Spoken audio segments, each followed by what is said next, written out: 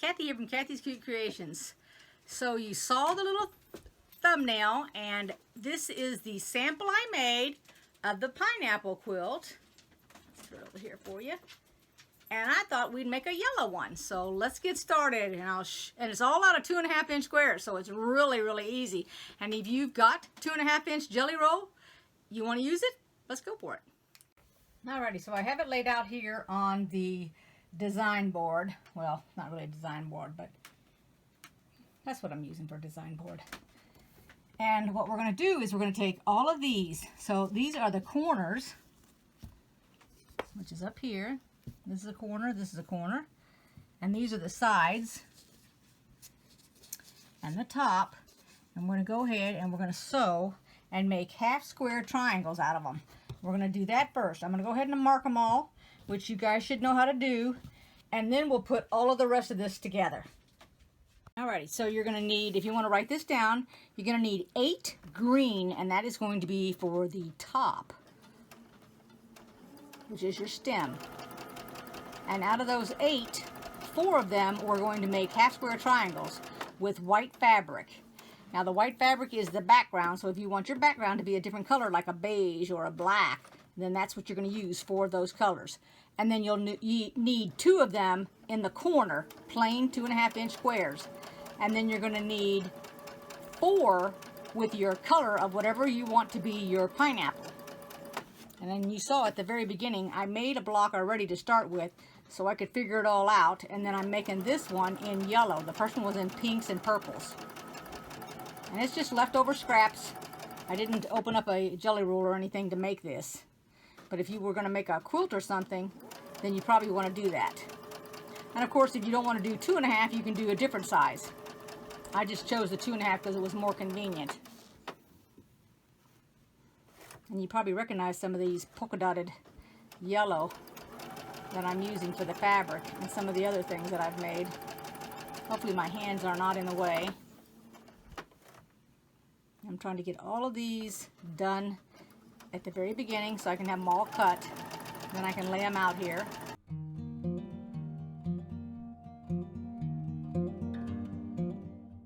I've always wanted to do one of these blocks. So once you've got them all done, this is the ones that are going to be half square triangles. Go ahead, cut them all, and then you can open them. Don't worry about which way to go with it, because when you iron it, we can always change it and make it go the other direction. This is really easy to be made adaptable. As a matter of fact, when I made the other one, I didn't even, after I ironed these, that's all I ironed, and then the rest I put together before I ironed it when I was totally finished with it. So everybody cut all of theirs. Alrighty, I misspoke. So we need to do 2 more half square triangles like this. So 2 more green ones and 2 more white ones. After I got it laid out here, I didn't have it right. So the very first thing we're going to do is we're going to create, and I'm going to show you right here, a flying geese unit like this. And this is the way we're going to sew them, with the wings going up. So that's the first thing we'll do. And now we're going to nestle these. So this is where I said we may have to change them. So I'm going to turn it this direction. And it shouldn't be an issue. All I got to do is put a little pin in there to hold it. If you want to iron it, you can iron it. You didn't even need a leader ender. There we go. We'll take that off. Now we're going to put a white on each corner. Make sure that your fabric is right sides together. Now I'm putting the other white side. And since this is so small, I'm not doing any pinning. There's what that one looks like now. I haven't ironed it or anything. I'm just going to go ahead and do the next row, which is this green one here. We're going to do both those rows so I have all the green top done. So I'm going to put the middle sections first because both these 2 rows are sewn identical. And there's going to be one row that's going to be kind of tricky with all the marking, but I'll show you how to do that so you don't mess up. Now I'm going to sew this one upside down because of this turn here. I want to make sure that I don't actually flip that over. And I'm going to show you here what I'm talking about. So normally you would sew it like this. You would turn it. But the problem is that that would flip over on you. So all I did was flip it over to begin with, and I sewed. And then I'm holding it down, and I won't do that. do the other side next. And when you go to sew this one, it is correct, and you'll see that so that it doesn't flip over on you. Okay, somehow I had sewed these two to be up here, and they can't be. This needs to be white because the thing goes like that. That's the top of that pineapple. So now we're going to put these together, and this is where we're going to mark this end right here, and then we have to nestle these, and I believe that's it. So let's go ahead and we're going to get this one marked first, and we'll have to mark the sides of the other ones, but I'll show you here. So the first thing you're going to do is find out where the two pieces of fabric come across, and my white blends in with my fabric, so I'm just marking it, and then I'm going to take my pen and mark it so I stay on this side of the line. So that's that one, and then these right here need it, so we're going to mark them. Let's get the camera here. So each end on here,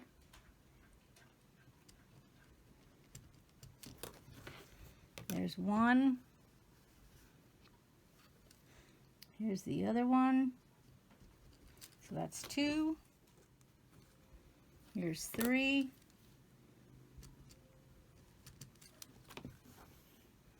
and four,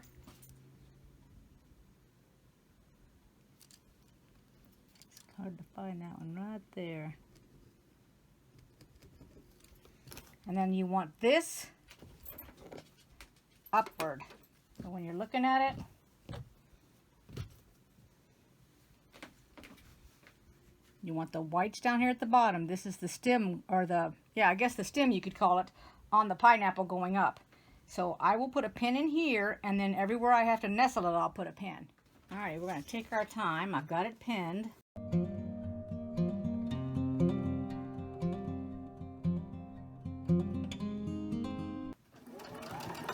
I think this is my first piece of fruit that I've ever made. It's funny, when I was cutting that green fabric to make this, and I was looking at it, for some reason in my head, it looked like those little round circles were donuts. So when I was cutting them out and I got to look at it, and I'm thinking, well, wait a minute, those aren't donuts. What the heck are those things? I mean, I really thought they were multicolored donuts with sprinkles and everything else. So I got down there and I took a real good look at it, and they're buttons. Maybe that was telling me I was hungry or something. I don't know. But that was kind of funny when I was thinking they were donuts and they were buttons all along. The cute little buttons. All right, let's go ahead and we're going to help this along a little bit. There we go. Over the bump and to the end. There we go. Okay, there we go. That's the top of our pineapple. And now we're going to go ahead and we're going to just do row by row. So we're going to start at the top. And all we're going to do is just go completely through there. Anytime we got to nestle something, we'll nestle it. These will be, all these 4 rows right here will be really, really easy because there's nothing matching. There's not even anything matching up here at the top. The bottom will have a bump up here, but that's it. We're not having to worry about it because there's no tips or anything. They were all on the top of this pineapple. So let's just get ready and do all the rows, and we'll lay them out before we put them together. Alrighty, so this is what you will have so far. The top being done, all of these rows are finished, and now we're just going to nestle them, and we're going to put them all together, and we're going to sew them. Okay, so for this, I went ahead and had it go out further that way because this one here is going to the right. So I want to continue it to go to the right. So what I'm going to do is first I'm going to figure out where I need to mark it. So I'm going to go ahead and put my pen in here and go a little higher like that. I'm going to take this one here and pin it. So I've got it marked with this pen. And now my object is to have this go to that direction and that go to that direction, but keep it nestled. So now what I have to do is pin it on the left here. I can take this out and pin this side here. And then just pin it here at the end. The 2 whites should be meeting on yours.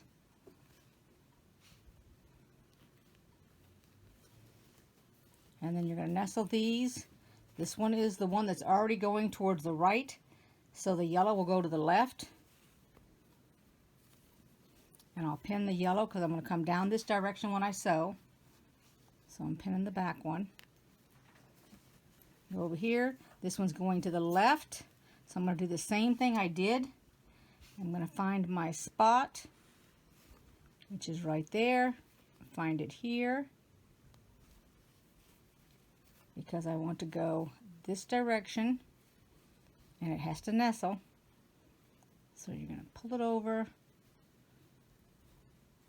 as tight as you can, and you're going to put a pin in it on both sides. Here, I'm going to pull this pin out. I'm going on this side here, and then I'll pin this. I don't need to mark that to get this started here. And then we'll just go ahead and go all the way down that side. Alrighty. So I call these orphan blocks because they're not really going in a quilt, and this is the perfect time to try and get your 1/4 inch. Try to make your perfection that you want to make it. If you need to mark your 1/4 inch, then mark it. But this is where you want to make sure that you don't take your tips off and everything lines up really well for you.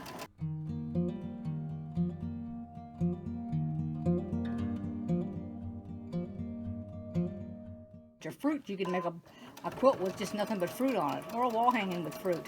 Sort of like a fruit painting. Take a look at your tips, make sure they're all right. If they're not and you're not happy with it, you take it back and redo it. We're going to add the next row onto this row. Okay, so nothing was marked. All of it was nestled, that's all.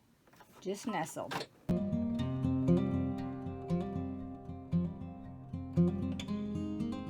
Alrighty, we're adding on the next row.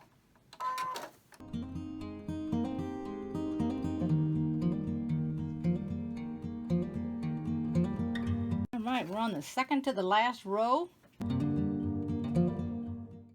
I think I used up this cute little fabric right there. Gosh, I wish I had bought more of that. That's adorable. Alrighty, now for the last row to go on here. And all we'll have to do is iron it up.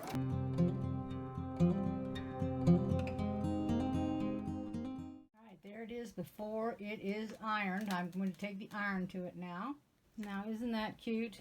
And look at those buttons I thought were donuts, for heaven's sakes. I don't know how the heck I thought those were donuts, y'all. They're cute buttons. I hope you enjoyed this video. If you did, please give me a like. You can make a comment. And I will see you next time. Bye, everyone, and thank you for watching. I really, really appreciate it.